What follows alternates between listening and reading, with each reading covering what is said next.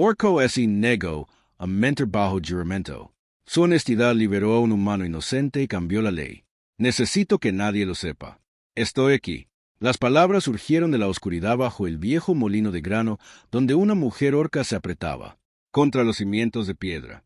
La sangre se filtraba a través del envoltorio de cuero de su hombro, y su respiración se volvió superficial y dolorida. Había estado allí desde el amanecer, escondiéndose de algo o alguien. Garrett, regresando de mientras revisaba sus redes de pesca, oyó la respiración entrecortada y se acercó sigilosamente. Primero vio su tamaño, luego el destello de metal en su cadera, una espada demasiado ornamentada para un viajero común. A pesar de que todos sus instintos le gritaban que corriera, él se arrodilló y le ofreció su odre. Ella lo tomó con mano temblorosa, aunque su mirada seguía siendo feroz. En su dedo, medio oculto por la suciedad y la sangre, un pesado anillo captaba la luz de la mañana. El símbolo no significaba nada para él. No sabía que acababa de ayudar al magistrado jefe de los clanes orcos del norte, la que pronto tendría su vida en sus manos. ¿Desde dónde estás viendo? Deja tu país o ciudad en él. Deja tus comentarios abajo. Y si tienes una idea para nuestra próxima historia de Orkbund, tus ideas podrían convertirse en nuestra próxima historia. Suscríbete para no perderte lo que sucede cuando la vida de Garrett depende de su verdad. La cabaña estaba donde el río. Doblada hacia el este, una estructura achaparrada de madera desgastada y paja remendada que goteaba cuando llovía con fuerza. Gard había vivido allí solo durante 3 años, desde que las redadas fronterizas se llevaron a su esposa y a su hija pequeña. El lugar todavía olía a agua de río y humo viejo, y las tablas del suelo crujían en la noche como si recordaran voces que nunca volverían. Tenía 30 años, pero parecía mayor, con las manos enrojecidas por remendar redes y su figura delgada denotaba que se saltaba comidas con más frecuencia que las que comía. Los aldeanos a 2 millas de distancia lo toleraban, pero mantenían su distancia. Había elegido el aislamiento después de los funerales, y lo habían permitido. Esa mañana, Misa aferró a el agua, parecía indecisa entre quedarse o alejarse. Garrett revisó sus redes antes del amanecer, sacando 3 pequeños perca y una carpa de río. No mucha, pero suficiente. Estaba caminando de regreso cuando escuchó la respiración. Venía debajo los cimientos del viejo molino, donde la piedra se unía a la tierra en una oscura hondonada. El sonido era erróneo, demasiado forzado, demasiado dolido. Garrett se acercó lentamente, con su cuchillo de pesca suelto en el cinturón, aunque nunca lo había usado para nada más que pescar. Y cuerda. Era enorme, incluso agachada y herida. Era fácilmente una cabeza más alta que él, con hombros que podrían llevar un buey de arado. Su piel era gris, verde en la penumbra, y su cabello, negro como piedras de río, estaba enmarañado con sudor y suciedad. El vendaje de cuero de su hombro estaba empapado, lleno de sangre. Sus ojos encontraron los de él. Eran de un ámbar intenso a pesar del dolor, y lo examinaron de un solo vistazo. La mirada del depredador se atenuó. Garrett debería haber huido. Todas las historias que había escuchado decían que los orcos eran peligrosos, violentos, nunca se podía confiar en nadie. Pero también había oído historias sobre muchas cosas, y la vida le había enseñado que la mayoría de las historias eran. Solo era verdad a medias. Se arrodilló y le ofreció su odre. Ella lo miró fijamente, luego a él como si intentara resolver un rompecabezas. Su mano tembló cuando lo alcanzó, y él vio el anillo, entonces de plata pesada, grabado con símbolos. No lo reconoció. Estaba en su dedo medio oculto por la sangre seca. Bebió profundamente agua corriente, por la barbilla. Al terminar, lo devolvió con una precisión cuidadosa que sugería que estaba acostumbrada a la formalidad. Incluso ahora, le preguntó si podía caminar. Ella dijo que creía que sí, pero su voz transmitía dudas. Miró a su alrededor. El pueblo estaba lo suficientemente lejos, pero si alguien bajaba río abajo por allí, la verían, y eso significaría problemas para ella. Los dos. Él le dijo que su cabaña no estaba lejos. Ella estudió su rostro por un largo momento, buscando algo. ¿Engaño? Quizás. Motivo oculto.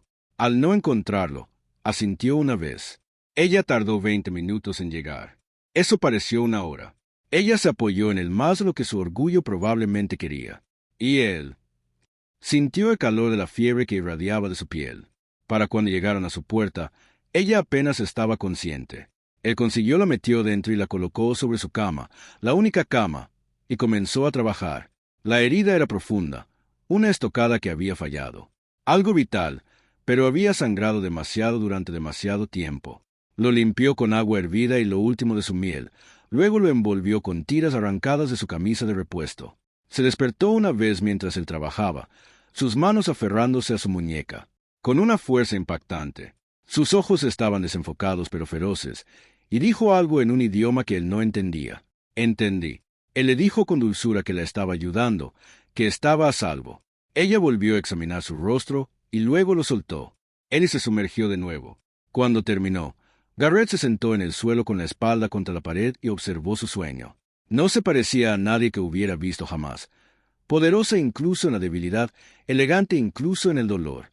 Su respiración se había suavizado y el color volvía lentamente a su piel, sobre la mesita junto a la ventana. Su espada descansaba donde lo había colocado. La empuñadura estaba envuelta en cuero desgastado, pero el pomo tenía incrustaciones de plata con lo que parecía jade. Ningún viajero llevaba un arma como esa. Ningún soldado raso tampoco. Él se preguntó de quién huía. Se preguntó si vendrían a buscarla.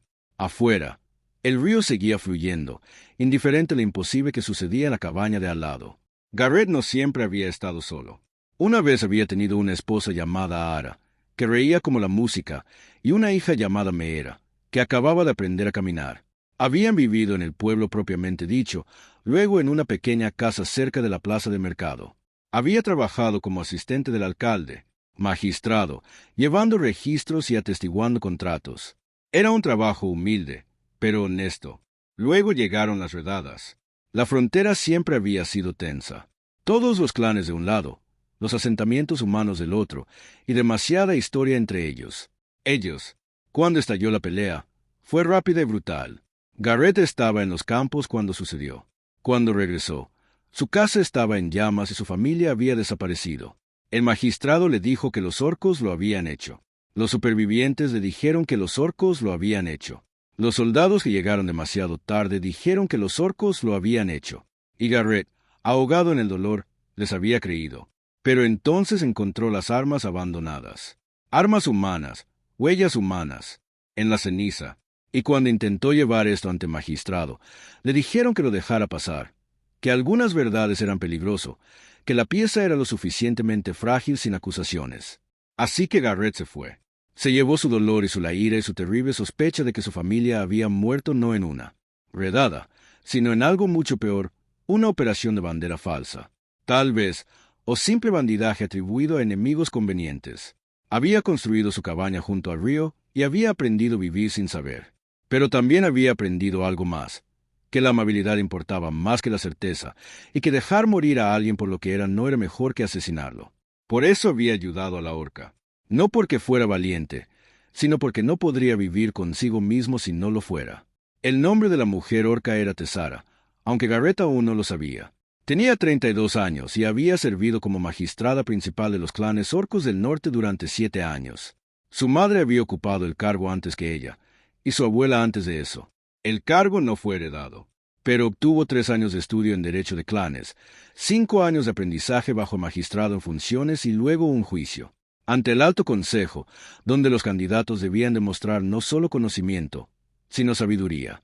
La Sara había pasado con las mejores calificaciones de una generación. Su posición la hizo poderosa. Presidía disputas entre clanes, presenciaba tratados, y sirvió como árbitro final en casos donde la ley de clanes no estaba clara. Su palabra llevaba el peso de la tradición, y su juicio se consideraba absoluto.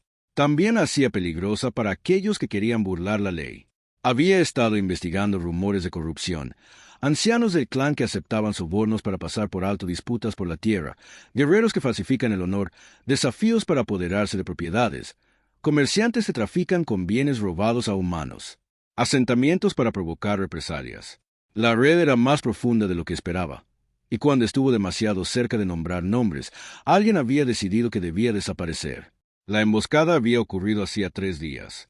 4 guerreros, enmascarados y sin nombre, la había atacado en el camino. Había matado a 2 y herido a un tercero. Pero el cuarto había clavado una cuchilla en sus costillas antes de escapar al bosque. Había estado corriendo desde entonces, manteniéndose por delante de la persecución, pero perdiendo sangre a cada milla. Cuando finalmente se desplomó bajo los cimientos del molino, esperaba morir allí. Lo que no esperaba era que una persona delgada y de ojos amables le ofreciera agua.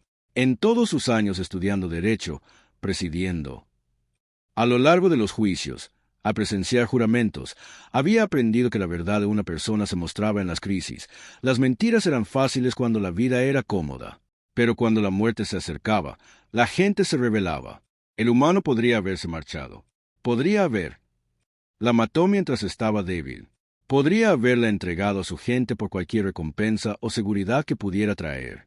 En cambio, se arrodilló en el suelo y la ayudó. Esa contradicción, la bondad humana, cuando ella esperaba, el odio humano, se alojó en su pecho con más dolor que la herida en su hombro. La hizo cuestionar cosas que creía entender. Se había pasado la vida creyendo que la verdad era absoluto. Esa ley era clara, que el bien y el mal podían determinarse con estudio y sabiduría. Pero ver a Garrett trabajar para salvar su vida, sin pedir nada a cambio, se dio cuenta de que a veces la verdad era más simple de lo que jamás había imaginado. A veces era solo una persona viendo a otra persona sufrir y eligiendo ayuda. Se despertó con el olor a caldo de pescado y el sonido de la lluvia. La fiebre había bajado, dejándola débil pero Garrett estaba sentado junto al fuego, removiendo una olla con la misma atención que le había dedicado a sus heridas. La notó observándola y le preguntó si podía comer algo. Ella dijo que sí, aunque su voz sonó más áspera que. Le trajo un cuenco de madera lleno de caldo y verduras de río tiernas y cocidas. Era comida sencilla, nada que ver los salones de banquetes de su clan, pero sabía mejor que cualquier cosa que hubiera probado en días. Ella le dio las gracias y él asintió. Volvieron a sentarse junto al fuego. El silencio se extendió entre ellos, no incómodo, pero sí cauteloso. Ambos estaban conscientes de que eran extraños que habitaban un espacio que debería haber sido imposible. Teora lo observó a la luz del fuego. Él era más pequeño que cualquier orco macho, delgado donde su gente era ancha, pero sus manos se movían con una competencia que la fuerza sugerida venía en formas más allá de los músculos. Su rostro estaba curtido pero amable, con ojos que parecían mayores que el resto de él. Ella le preguntó por qué vivía solo. Él dudó. Luego le contó sobre las redadas, sobre su familia, sobre las preguntas que nadie respondía. No lo dijo como si buscara compasión. Simplemente afirmó, como un hecho, como alguien podría describir el clima o la geografía. Ella escuchó sin interrumpir, como la habían entrenado para escuchar en el tribunal. Cuando terminó, le dijo que no todas las redadas durante esos años habían sido lo que parecían, que había oído historias de bandidos humanos que usaban armas orcas para encubrir sus crímenes. Ella no tenía pruebas, pero había visto suficiente corrupción para saber que la verdad a menudo se escondía tras mentiras convenientes. Sus ojos se encontraron con la suya entonces, aguda, con algo entre esperanza y dolor. Él le preguntó si realmente lo creía. Ella le dijo que se dedicaba a pruebas y la ley, y que lo que ella creía importaba menos que lo que se podía probar. Pero sí, ella creía que era posible. La conversación cambió después de eso. Preguntó cuidadosamente sobre su clan. ¿Cómo es Temiro Offender?